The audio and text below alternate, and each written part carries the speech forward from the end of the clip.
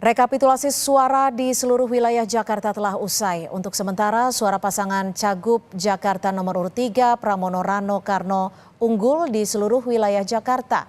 Namun tim Ses RK Suswono mempertanyakan sejumlah hasil hitung di beberapa TPS dan menyoroti minimnya partisipasi publik. Soal dinamika hasil Pilkada Jakarta, kita akan ulas bersama juru bicara tim pemenangan Pramono Rano. Sudah ada Aris Esyodi dan juga juru bicara tim pemenangan Ridwan Kamil dan Suswono, Ramdan Alamsyah. Saya ke Mas Ramdan terlebih dahulu dari tim sukses Rido. Mas Ramdan, hari ini mengajukan laporan ke DKPP untuk KPU DKI dan juga KPUD Jakarta Timur, betul ya? Apa ini dasarnya? Hanya soal formulir C6 kah atau ada dasar lain? Jadi begini Mbak, ini semua bagian dari akumulasi kejadian terkait permasalahan yang memang kemarin banyak ditemui di Jakarta Timur, terutama perkara-perkara yang memang sesungguhnya bisa dilakukan PSU. Contoh, ambil satu contoh yang pada saat pencoblosan yang dilakukan oleh oknum, kemudian yang bersangkutan sudah dilimpahkan kepada pihak kepolisian, akan tetapi dari Bawaslu Jakarta Timur dia tidak memasukkan pasal 112 berkaitan dengan PSU. Dan ini menjadi polemik karena kenapa? Tindak pidana itu tidak menghilangkan kesalahan administrasinya. Kan gitu Mbak. Nah ini jadi satu contoh. Yang kedua, tentang adanya laporan banyak daripada warga masyarakat, tidak hanya di Jakarta Timur, di DKI secara menyeluruh, bahwa C6 yang menjadi bentuk formal undangan atau pemberitahuan itu tidak merata diberikan. Berbagai macam alasan ya. Terus kemudian kami menemukan juga hampir merata di seluruh TPS tentang partisipasi daripada masyarakat ini jauh. Bahkan di satu TPS ada yang hanya 15%, ada yang 23%. Nah, ini menjadi satu acuan dari kita, tidak profesionalnya KPU menyelenggarakan pemilu kali ini. Tidak profesional dalam klausul bagian mana nih artinya? Apakah sosialisasikah atau hal lain sehingga menurut tim Anda masyarakat minim untuk memberikan hak suaranya? Iya, begini Mbak, ini kan KPU sendiri menarasikan bahwa pemilu kali ini terlalu berdekatan dan masyarakat jengah. Ini menurut saya narasi yang menurut saya pribadi dan menurut kami tim, ini narasi yang memang terkesan cuci tangan.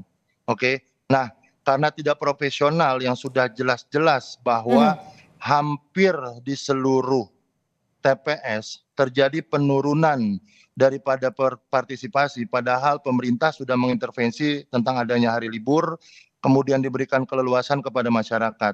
Yang kami temukan informasi pula bahwa sosialisasi yang dilakukan selain daripada tim teknis daripada KPU yang memberikan undangan ini tidak cermat dan tidak terampil. Tapi gini Mas Ramdan, maaf saya potong. Kalau memang perihal soal sosialisasi, kenapa keberatan tersebut tidak diajukan sebelum hari pencoblosan? Gini Mbak, ini kan kita melihat dari implikasi ya. Kita melihat daripada apa yang sudah dilakukan sebelumnya. Kami pun berharap, tentunya semua pasangan berharap bahwa pemilu kali ini banyak partisipasi yang dilakukan oleh masyarakat.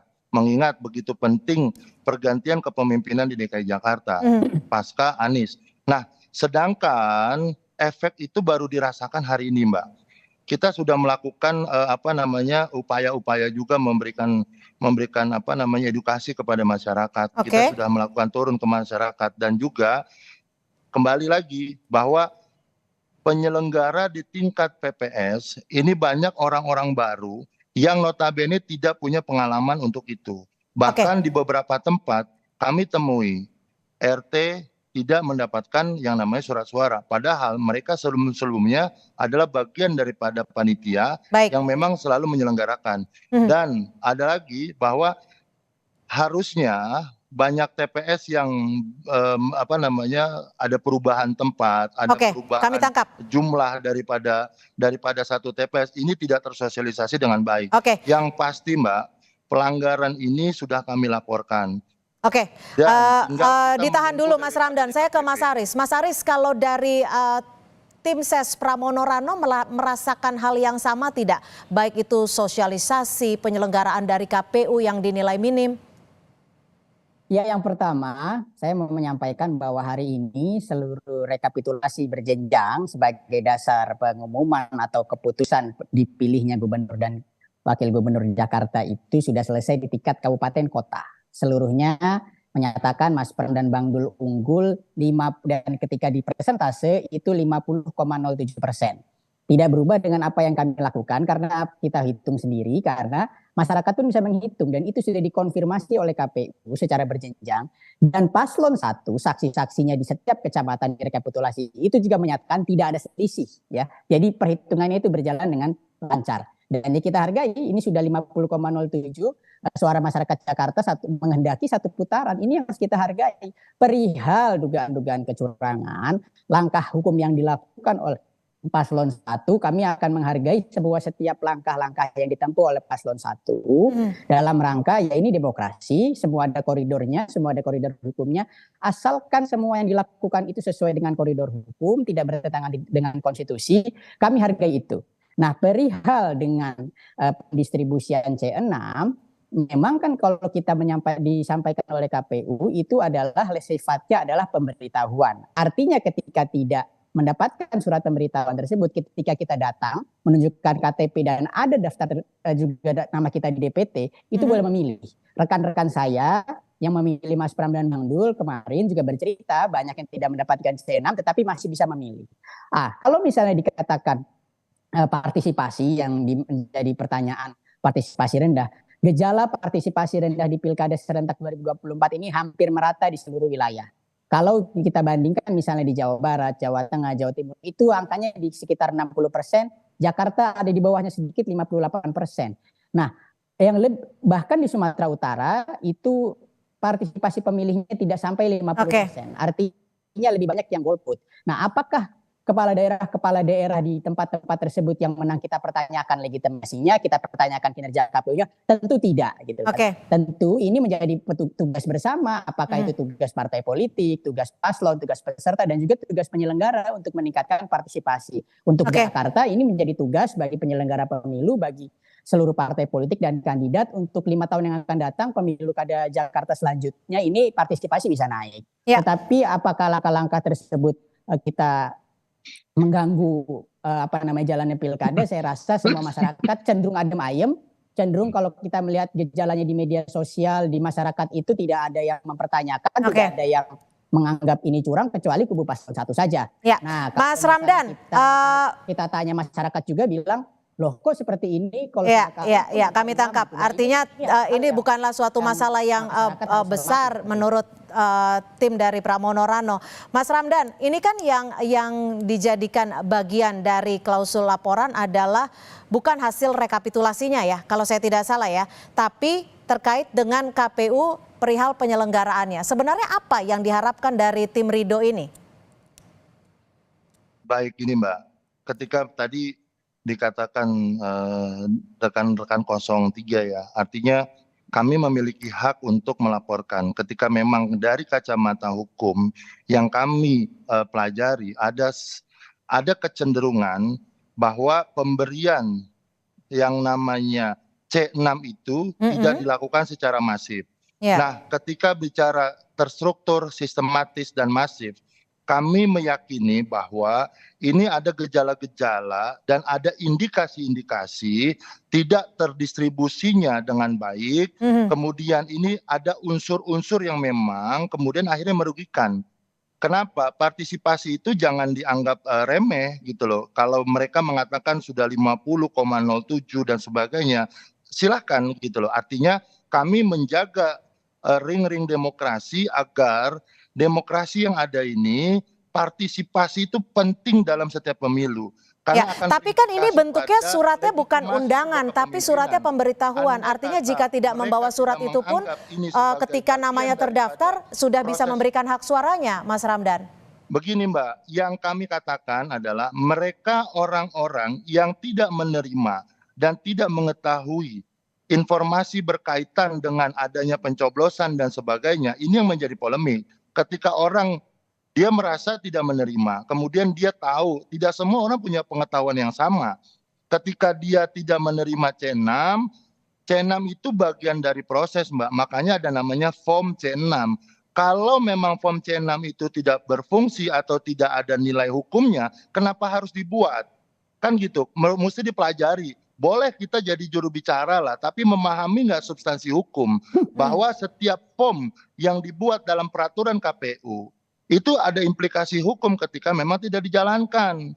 Nah, ini yang kita akan buktikan atas laporan kita bahwa tidak profesional dan melanggar sebuah etik apa yang dilakukan oleh KPU DKI secara menyeluruh, bagian daripada KPU kota dan sampai ke PPK bahkan sampai ke PPS, bahwa profesionalisme mereka itu menyebabkan salah satunya dipertontonkan hari ini dan sudah diakui. Tapi Contoh saat Jakarta saat Timur memang begini, tidak terdistribusi kalau nggak dengan salah baik. satu hari atau di hari yang Maka sama, di hari pencoblosan, di bagian hari dari pemberian hak pelanggaran suara, ini, Mas bagian Ramdan. dari etik yang kita laporkan ke Ya. DKPP. Mas Proses Ramdan, di begini Mas DKPP Ramdan. itu nanti biarkanlah berproses secara baik dan benar. Ya. Silakan saja, kami tidak mengintervensi siapapun. Kami memahami mekanisme hukum yang berlaku. Oke, saya ke Mas Haris deh kalau gitu. Gimana Mas jalur dari Haris sana menanggapi yang kita ataupun gunakan jalur itu, merespon terkait dengan apa yang menjadi pemikiran dari tim Ridho ini?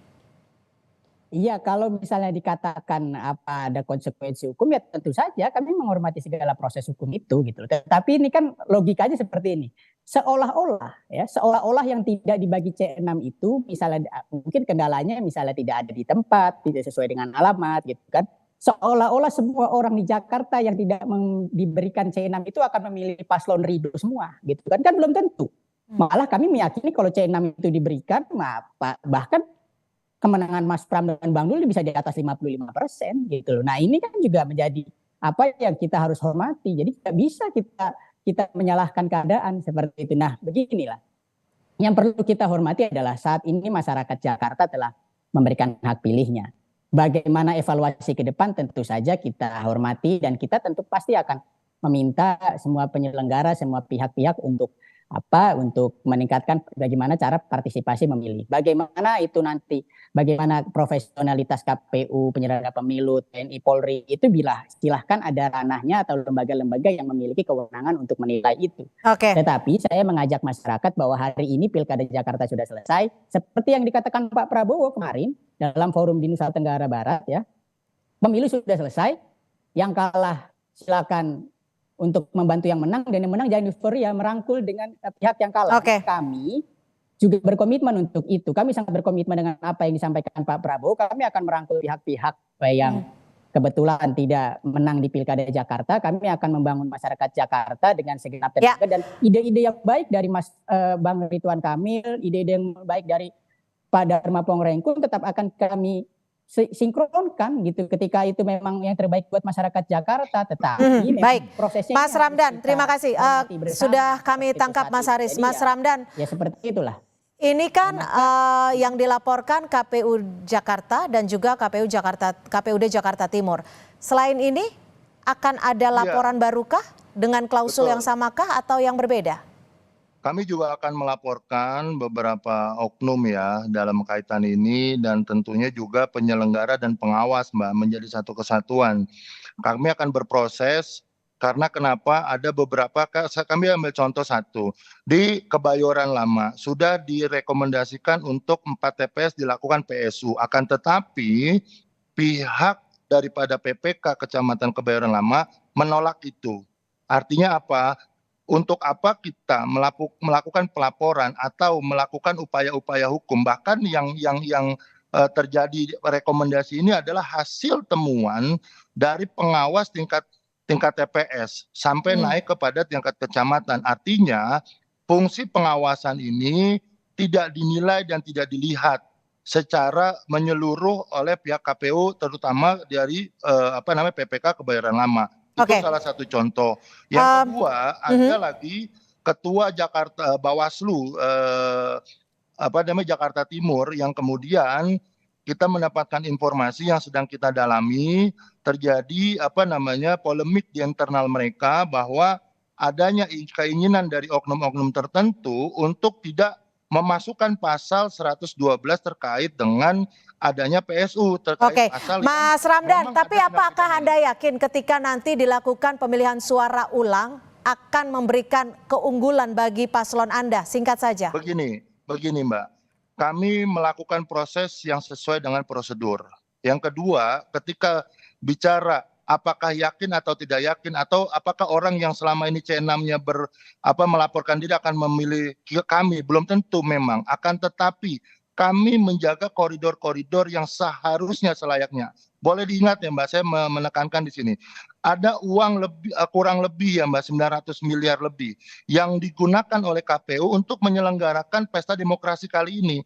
Ini tidak main-main gitu loh. Jangan sampai kualitas yang diberikan oleh negara uang begitu besar, tapi hasil kualitas dari penyelenggaraan itu jauh Baik. daripada harapan masyarakat. Ya. Bagi yang merasa hari ini jumawa, buat kami silakan saja.